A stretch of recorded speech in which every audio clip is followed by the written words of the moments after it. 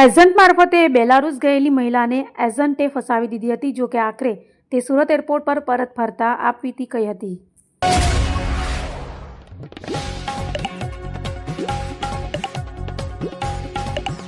પહેલા જ મહિના હું જે તબેલામાં હતી ને ત્યારે મેં એ લોકોને કોન્ટેક્ટ કરતી હતી કે આ લોકો 3 ઇન્ડિયન છોકરા જતા રહ્યા મારા પાસે હતા. એ હું એકલી જ છું તો બી એ લોકો માનના નહીં ને કે અત્યારે બીજા આવશે કોઈ આવ્યા નહીં. તો બી મેં 7-8 દિવસ 5 દિવસ કામ કર્યું ને બીજા એમ રહી 2-3 દિવસ પછી એ લોકો રાજીનામું મૂકાયું. પછી મેં એમ કીધું કે ભાઈ મને પેલા વિપુલભાઈ ને કીધું કે તમારી પાસે મને બોલાવી લો, નહીં તો બીજી જગ્યાએ બીજા છે એમની પાસે મને મોકલી આપો.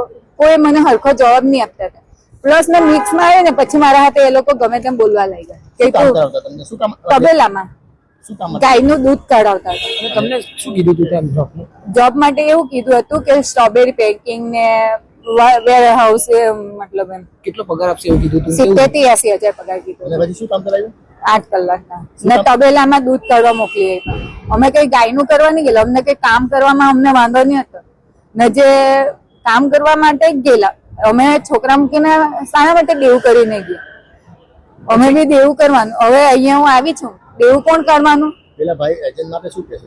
હું એજન્ટ માટે એમ જ કહું કે મને મારા પૈસા મને પૂરા જોઈએ, પ્લસ કે આવી રીતે કોઈને ફસાવતા નહીં ને કોઈની લાઈફ ખરાબ નહીં કરતા. કેટલા રૂપિયા આવ્યા? મેં 5.5 લાખ કેસ આપેલા એજન્ટ.